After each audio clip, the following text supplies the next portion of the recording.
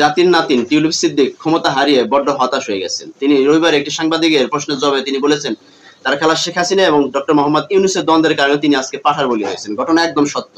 তার খেলা শেখ হাসিনা যেদিন থেকে ডক্টর ইউনূসের পিছনে লাগছে সেদিন থেকে তারও অধপতন শুরু হয়ে গেছে। কারণ ডক্টর ইউনূস আন্তর্জাতিক পর্যায়ে সে কিন্তু বেশ সমাদৃত। আমাদের বাংলাদেশে তাকে সুৎখোর হিসেবে যদি চেনা হয়, সুৎখোর হিসেবে তাকে বিভিন্নভাবে প্রমাণিত করার চেষ্টা করা হয়, কিন্তু আন্তর্জাতিক পর্যায়ে তার যে সুখ্যাতি এটা কোনোদিনও শেখ হাসিনা মেনে নিতে পারেনি। যার কারণে যেদিন থেকে ডক্টর ইউনূসের পিছনে শেখ হাসিনা নামছে সেদিন থেকেই শেখ হাসিনার অধপতন শুরু হয়েছে। একদম বাস্তবতা সে এখন কিন্তু মেনে নিয়েছে। যার কারণে 5 আগস্টে সে পতনের মধ্যে দিয়ে তার কিন্তু শেষ ফলাফলটা সে পেয়েছে। অর্থাৎ আপনারা জানেন যে ডক্টর মোহাম্মদ ইউনূসের যে সুখ্যাতি, সেই সুখ্যাতি আন্তর্জাতিক পর্যায়ে তার কেমন, সেই সুখ্যাতির কারণে শেখ হাসিনার ভিতরে একটা জ্বালাপোড়া ছিল যে তার চাইতে কেন সমাদৃত ডক্টর মোহাম্মদ ইউনূস। সে কাউকে কোনোদিনও তার চাইতে বড় দেখতে পারতো না, তার চাইতে বেশি জনপ্রিয় হিসাবে কাউকে যদি দেখতে পারতো তার পিছনে লাগতো। আর সেই জন্য সে বিভিন্নভাবে তাকে ক্ষতিগ্রস্ত করার চেষ্টা করতো। আজকে ডক্টর মোহাম্মদ ইউনূসের পিছনে সে লেগে তার জীবনটা নষ্ট করছে, তার পরিবারের জীবনটা নষ্ট করছে, তার দলেরও জীবন নষ্ট করছে। অবশেষে তার যে ভাগ্নি মেয়ে, তার রাজনৈতিক জীবন ও ক্যারিয়ারটা নষ্ট করে দিছে এই শেখ হাসিনা। কারণ এটা হচ্ছে তাদের ফ্যামিলিগত সমস্যা। কারণ তার জাতির পিতা খ্যাত শেখ মুজিবও কোনোদিনও কাউকে সম্মানিত করে নাই, সবসময় মানুষকে অসম্মান করে, মানুষের সাথে অবমূল্যায়ন করে কথা বলছে। তার বাপের বয়সে, তার বড় ভাইয়ের বয়স, তাদেরকেও তুই তোকারি বলে শব্দ করে তাদেরকে ব্যবহার করা হতো। তাদের সাথে কখনোই ভালো কোনো ব্যবহার করা হতো না। তুই তোকারি শব্দ বলে তাদেরকে ডাকা হতো, নাম ধরে ডাকা হতো। এই শেখ মুজিব জাতির পিছে যাকে আপনারা মানেন জাতির পিতা হিসেবে, যাকে আপনার তথাকথিত জাতির পিতা হিসেবে আপনারা যাকে ব্যাখ্যা করেন, যার সম্পর্কে আপনারা জানেন যে তিনি একজন জাতির পিতা, অথচ সেই জাতির পিতা কখনোই মানুষকে মূল্যায়ন করতে শিখতো না, মূল্যায়ন করতো না।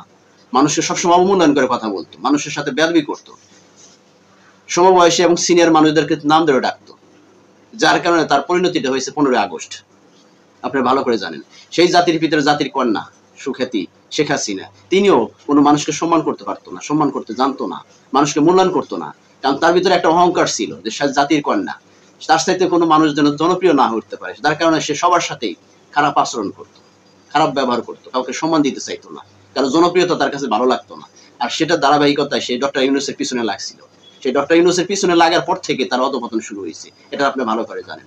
এবং তারই নাতিন, জাতির পিতার নাতিন, জাতীয় বেয়াদব বললেই চলে, এই টিউলিপ সিদ্দিক কয়েকদিন আগেও ডক্টর মোহাম্মদ ইউনূসকে নিয়ে বেশ বাজে মন্তব্য করছে, তাকে সম্মান করে কথা বলে না। অর্থাৎ কিছুদিন আগে ডক্টর ইউনূস লন্ডনে গিয়েছিল তার একটা প্রোগ্রামে, সেখানে এই টিউলিপ সিদ্দিক তার সাথে সাক্ষাৎ করতে চাইছিল।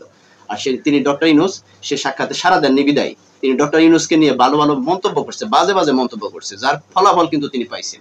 ডক্টর ইউনূস কিন্তু শেষ পর্যন্ত খেলা দেখিয়ে দিচ্ছে যে কিভাবে মানুষকে সম্মান করতে হয়। ঠিক আছে, তিনি পার্লামেন্টে ঠিকঠাক মতো নাড়াচাড়া দিয়ে দিছে, যার কারণে তার মন্ত্রণালয়ের যে মন্ত্রিত্ব ছিল সে মন্ত্রিত্ব থেকে সে হারিয়ে ফেলেছে। এটাই ডক্টর ইউনূস। ডক্টর ইউনূস বাংলাদেশে তাকে সুৎখোর হিসেবে বিভিন্নভাবে প্রমাণ করার চেষ্টা করলেও আন্তর্জাতিক পর্যায়ে তার কিন্তু বেশ সমাদৃত। তিনি বিশ্বের ভিতরে সর্বোচ্চ 7 জন জনপ্রিয় মানুষের ভিতরে, নামি দামি মানুষের ভিতরে সে একজন। আর সেই ডক্টর ইউনূসের পিছনে যদি আমি লাগি, তাহলে তাদের অবস্থাটা কোন জায়গায় গিয়ে দাঁড়াবে সেটা ইতিহাস সাক্ষী। আজকে এই শেখ পরিবার যখন মানুষকে মূল্যায়ন করতে না জানতো, মূল্যায়ন করতো না, তার কারণে শেখ পরিবারের এই অবস্থাটা হয়েছে। শেখ হাসিনা যেদিন থেকে ডক্টর ইউনূসের পিছনে লাগছে সেদিন থেকে তার এবং তার দলের, তার পরিবারের অধপতন শুরু হয়েছে।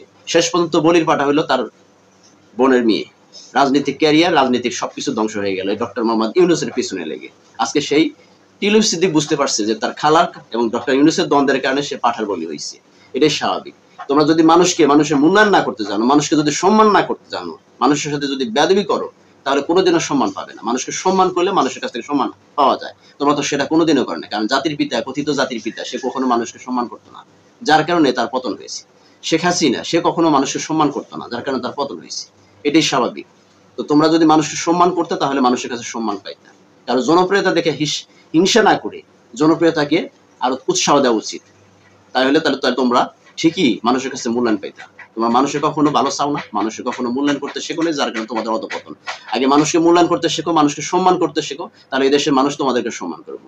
তোমরা 17 বছর এই দেশের মানুষের ঘাড়ের উপর চাপ দিয়ে বসে তোমরা ক্ষমতা নষ্ট দিয়েছিলা, মানুষকে জিম্মি করে রাখছিলা। 5 আগস্টে, জুলাই গণঅভ্যুত্থানের মধ্যে দিয়ে 5 আগস্টে সেই ফাইনাল খেলা এদেশের জনগণ কিন্তু খেলে দেখাইছে।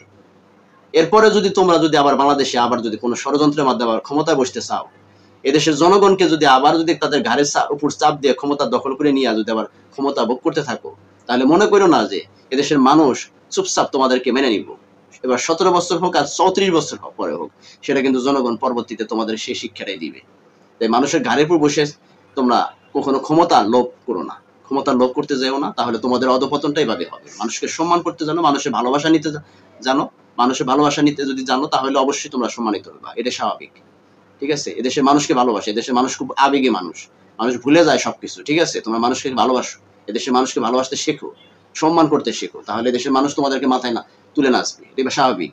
ঠিক আছে, কারোর সাথে বেয়াদবি করে, কাউকে অসম্মান করে কোনোদিনও বড় হওয়া যায় না। কাউকে সম্মান করলে সম্মান পাওয়া যায়, জোর করে কাউকে কখনো কারো কাছ থেকে সম্মান আদায় করা যায় না। যদি তোমরা মনে করো যে কারো কাছ থেকে জোর করে সম্মান আদায় করবা, তাহলে তোমাদের অধপতন ঠিক এই 5ই আগস্টের মতো ভয়াবহ পরিণতি হবে।